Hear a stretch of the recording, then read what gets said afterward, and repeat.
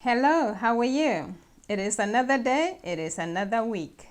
So I was just wondering what you've been doing since the last time we talked. Did you go out today? Did you go out in the sunshine? Did you do something good for someone? Because that can help your mood, when you take the eyes off yourself and onto somebody else. So, but our topic today is autism. Autistic behavior, autistic spectrum. The name of the disorder is actually autism. So autism, let me see. Autism causes developmental disorders. It impairs the ability to communicate and to socialize with other people.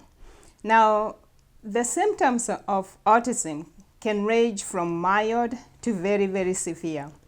The problems that most of the people have, and usually this affects people in childhood. So as they grow up, you start noticing different signs and symptoms of this disorder. Most of the signs and symptoms you note, difficult with communication, difficult with social interaction, like people relating to other people.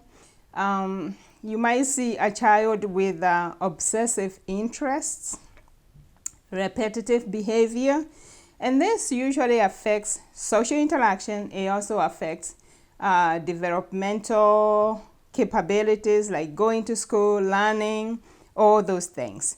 So early recognition of this disorder is key to catch the symptoms early and to start behavior and educational therapy early. So that's how the disease is managed. Now, some of the therapists you might find some of the people who are affected are mostly children, but they grow up. This disease never goes anywhere. It doesn't change. It doesn't get better. There is no cure. So some of the therapists you see, anger management, behavior therapists. Sometimes you might see medication being used, and sometimes you might not see it. So what are the causes of autism? Most of the time, scientists really don't know what causes it.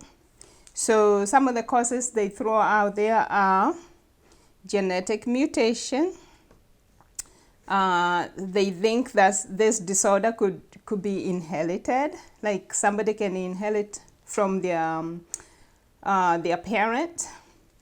Sometimes they just think it comes on spontaneously, and this is where they think that maybe environmental factors are in play. Sometimes they think viral infections come into question. Some people even think that vaccines actually cause it. And as I was looking at this disorder, viral infections actually caught my attention. And some people who claim that vaccines cause it, most vaccines have like a dead virus in it. So it could be possible, but I doubt it. I think something else has to be happening for you to be affected by a vaccine. Because a vaccine normally, even if it affects your body, the body has ability to heal itself. If the vaccine affects your brain, the brain is neuroplastic. The brain can heal. So, but as I was looking at that did catch my attention because I already knew there was a root cause. And when I was looking at the virus, because viruses are a different ballgame altogether. Viruses have an intelligence of their own. They seem to have a mind of their own. So when they infect a host, sometimes they can actually cause mutation in themselves. Viruses do mutate and they change. And some of the things that viruses do, that's why they haven't been able to come up with a vaccine for something like HIV, because it keeps changing and it seems to have a mind of its own. So when it infects the host, it starts replicating itself. But so I came up with some theories, and I know I'm not too far away from this. And I know they say that there is no cure, but honestly, if you want to explore some of the things, ideas, some of the things I'm thinking about, I think autism can be cured. I really, really do. Because you know me, I just don't look at science by itself. I look at science and I also look at spirituality. And when I combine the two, it's some of the things that people struggle with, it's not very difficult to figure out what's causing it. So if you want to hear what I have to say about that, feel free to get in touch with me in whichever way you want. I am on Facebook. Send me a message and we'll be able to do a root cause analysis.